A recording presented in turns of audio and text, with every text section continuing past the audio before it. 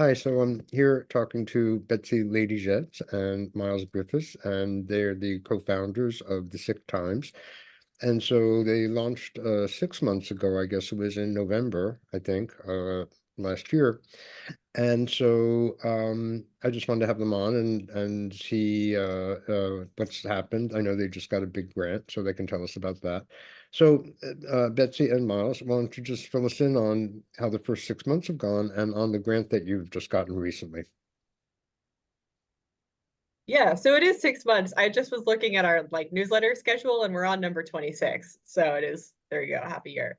Yeah, so the Sick Times, in case anyone watching this is unfamiliar, is a new nonprofit publication specifically dedicated to long COVID related chronic diseases and the ongoing COVID pandemic.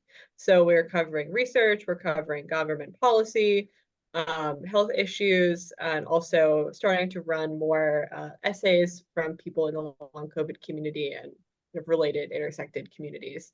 So that's kind of what we're doing in the last 6 months. I think has been really trying to demonstrate what we can do and what we see as a vision for this publication in doing stories that cover those different areas. Some that are more kind of straightforward, like here's new research. Some that are looking at like projects in the community. So, for example, I wrote a piece about a project called Long COVID Studies that was developed by a member of the patient community who wanted to basically make it easier for people to find out about clinical trials. And so wrote about kind of the launch of that project. We've had a couple of great pieces from freelancers. Um, One I think that people really resonated with was a piece by the writer British Shoot, where she wrote about mass blocks, specifically how these mutual aid I'm groups sorry, are what was that? I didn't hear that. Was she wrote about? the mass Okay. blocks, which are mutual aid groups that basically buy and distribute masks and other uh, personal protective equipment and supplies like rapid tests are also common. Mhm. And a lot of these groups are actually using masks and rapid tests that were not used by government agencies and buying them up in auctions and then distributing them to their communities. So there's a piece about that. And I think people really resonated with it. We also had a piece by the writer Jael Boer about long COVID in Kenya, and Kenya sort of as an example for issues across Africa, and how it may be hard for people with long COVID on the continent to understand what they're dealing with and to find medical attention, like all of these problems that people deal with in the US that are completely exacerbated when you live somewhere with fewer medical resources. Um, And so you've done this. yeah, I think those are just a couple of the stories that we're excited about. Yeah. This is Miles, do you want to talk about the grant? Yeah, so but basically you've all done this on your own, like you sort of set this up and let's get going, and you didn't really have you may have had funding ideas, but you didn't really have a solid base of financial support, as I understand it. Yeah, we started with no financial support, basically just the two of us doing this. And we started, reader fundraising immediately. And so the early freelance pieces that I just mentioned, those were all funded by readers donating. Right. And so now you've gotten a grant, it sounds like, which should be helping you, I guess, in the next period of time. So why don't you tell us about that? Yeah, so we just got a very exciting grant for $250,000. Mhm. Uh, it's from Carno, which is a biotech giving fund that has funded a lot of COVID projects alongside Balvi. Um, so they've also funded um, other long COVID research Mhm. and um, so they funded Polybio, which has, Amy Prohl and a bunch of other great scientists behind that, as well as what are their other main ones? Patient-led research Patient collaborative. Led Yeah. Research Collaborative. So a lot of great long COVID and ME research. So we thought they would be good people. We thought they would understand at least our project, since long COVID is still quite stigmatized. It's harder to get these bigger grants. Um, so we were really excited to receive funding from them. And it's going to set us up for about our plan is 18 months. So it'll be a year and a half of coverage that we have this budget for now. We'll still be fundraising, as we go, because we want this to be sustainable for many years. But it's a really nice sigh of relief that we can bring on a couple more people part-time. So we'll have two part-time positions that we'll be announcing soon with applications for. So we're really excited to expand a little bit and just grow the sick times a little bit more so we can cover more stories. We have a long list of stories we want to cover. So we're excited that we have the opportunity to do that now. Yeah. I think also it's important to make the clarification up front about the grant that we are an independent editorial operation. So funders don't have any say in what we're covering, how we're covering things, who we interview, any of that stuff. So we're trying to be upfront about the fact that this funder also has supported research.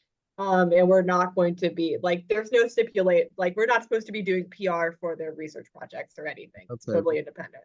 So if you're covering a polybio study or something, that's because we think it's exciting and meaningful to the community. So I think everybody, has to have some. I mean, I think every, funding is funding, and you can take it where you can. I crowdfund, so I get funding largely from patients. So that has, aspects to it as well. So I mean, that's I think that's understood.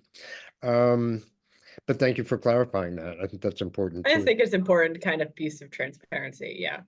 And so how do you kind of keep coming up with story ideas? I mean, what's your sort of process? Is it just things that I mean, you're getting a lot of, probably press releases and stuff like that, but sort of how do you prioritize, especially with just the two of you at this point, in terms of what you're going to cover?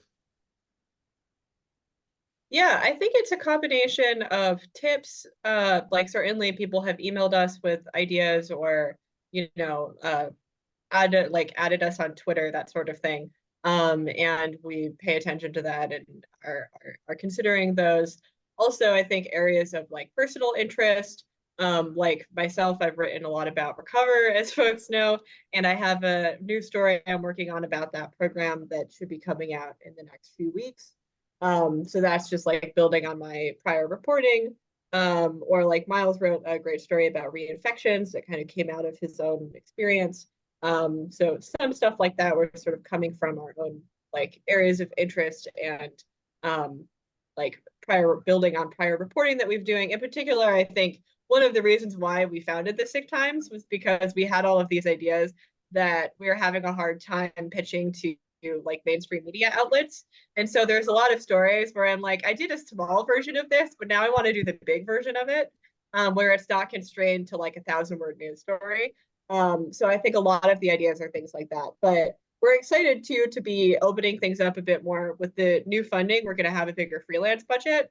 And so I think there will definitely be a bit of a learning process. We sort of have had this already, but I think there will be more of a learning process as more people pitch us to decide. It's going to be a bigger budget than we've had, but still not, we're not going to be like the New York Times suddenly. We're still going to have to be a bit selective. So I think that will be an interesting challenge of we've already been getting tons of interesting ideas. And so figuring out what to prioritize there, I think will be, will be a process. I can say as someone who's been an editor, once you sort of open up the door, the door, you tend to get a lot of interest generally. Yeah, I mean, people were pitching us already, even when we had no funding. So now that we do have funding, I think it's I expect it will accelerate. You have a sense of how you're doing in the sense of reach? I mean, how many people you're reaching, or what's the readership like, kind of thing? Yeah, we know. Let's see, our subscribers. What are we at for subscribers now, Betsy? For the newsletter? Yeah. It's around 5,600 people. Oh, that's okay. Cool. Yeah. And then our website kind of, it just depends on the story. I think we've reached over 100K so far total. And do you, Yeah, it sort of fluctuates the page views. Um, how are you trying to yeah. balance sort of the US versus sort of international, experience? You mentioned the Kenya article, but obviously you're both here and it's more US focused, but how do you kind of try to balance out the fact that this is also an international phenomenon?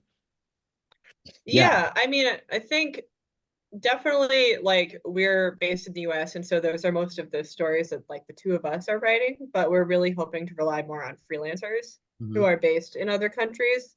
But also trying to pay attention to things like treatment trials and kind of major policy issues in other countries. Um, And yeah. how about between long COVID related stories or ones that are specifically long COVID versus ME or MECFS or other whichever acronyms being currently used, post-acute infection syndromes IACCs and yeah, all associated. the things. Yeah, whichever ones we know that category that we're talking about. How do you see that kind of splitting that divide in your? yeah, I think we've we've been trying to either bring a new take to stories that have been getting, like for instance, there was the ME intramural study that came out, and that received a lot of press right away, like Right. right as it came out that first week. It was sort of like the embargo, it was released as an embargoed study, likely. So it received a lot of mainstream. It's a big study, 8 years in the making. Um, so we wanted to like wait and like really see what the community response was to that, and then sort of come up with a story that addressed it from a different angle, and also tried to connect it um, to long COVID because they're doing a similar intramural for long COVID later on. So like, what are its implications later on, and how are all of these connected? Um, so I think that's one way. There's and just sort of looking at what's gotten coverage and what hasn't. When you cover something really well, we feel like we don't need to do it the same story on it, or using other good reporting and citing it in a story that looks at a similar issue. I think it's been interesting, and we do want to do more sort of deep dives on more associated conditions. So we really want to do one on mast cell activation syndrome Mhm. in the coming months, um, because that's something that goes really underreported in most stories. Um, so yeah, it's been just sort of getting a temperature, seeing what's been covered, maybe doing a deeper dive on a bigger issue later on that has happened a lot. Um, So it's but sort of, we're still sorry, go ahead. no, no, yeah, we're still kind of figuring out exactly how to cover everything as best we can. Right. So it's kind of hovering in the background and occasionally peeks through as part of the background of what's going on with long COVID kind of. It sort of sounds like that's the way it is at the moment. Um, Yeah, and then also kind of keeping an eye out for any like huge news like that ME intramural study. Like um, obviously we have wanted to cover that. Yeah. um, what else would you sort of have to share that you want people to know or that we haven't talked about or anything we should in particular look forward to? Yeah, I think we're most excited about this funding will allow us to publish more essays from people within the community. Mhm. Um, so anyone who has a unique story, a unique argument, angle about long COVID, ME, anything, we are really interested in these sort of ideas that will move science forward and um, help us understand both diseases better. Okay. Yeah.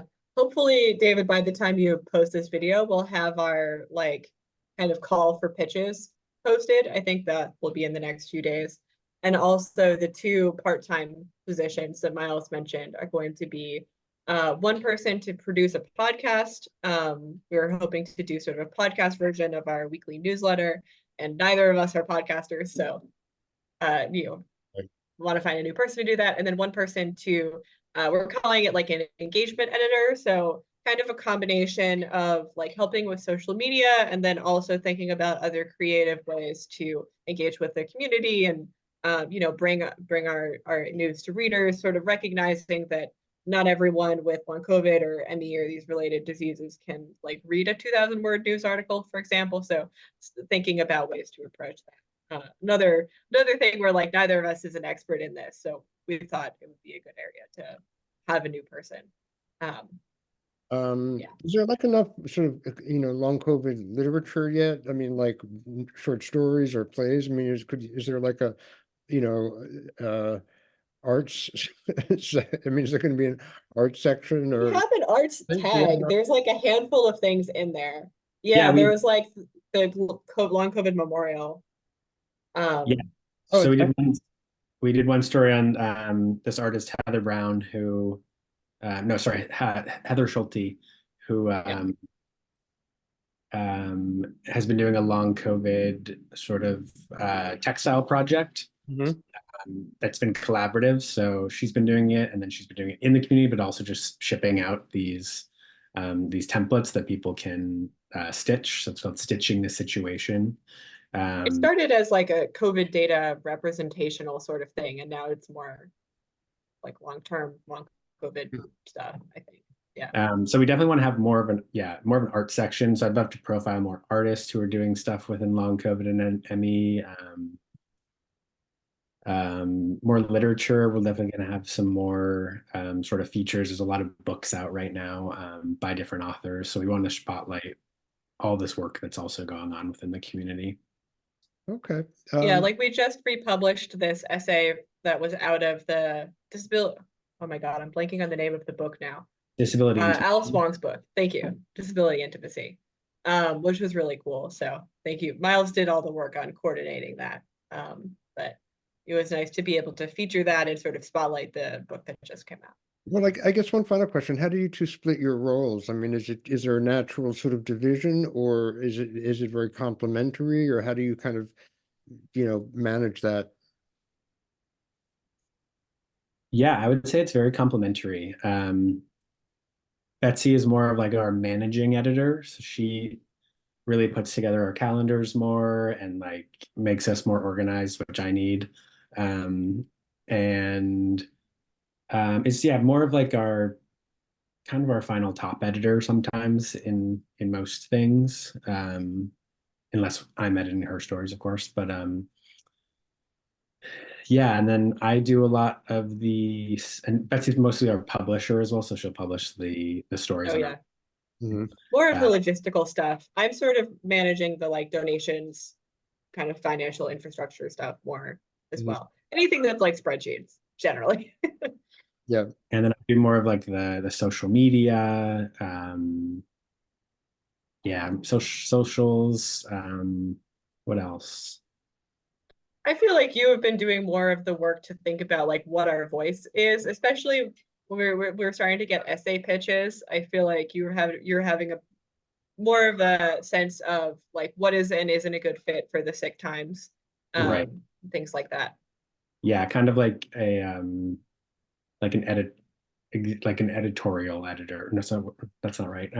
Like an executive. Yeah. We're actually just thinking about positions because one of the things we're able to do with the new funding is that we're now like officially like working part-time at the Sick Times, right, as opposed to being sort of contractors. And so Muck Rock, our fiscal sponsor, was like setting us up in their like HR portal basically.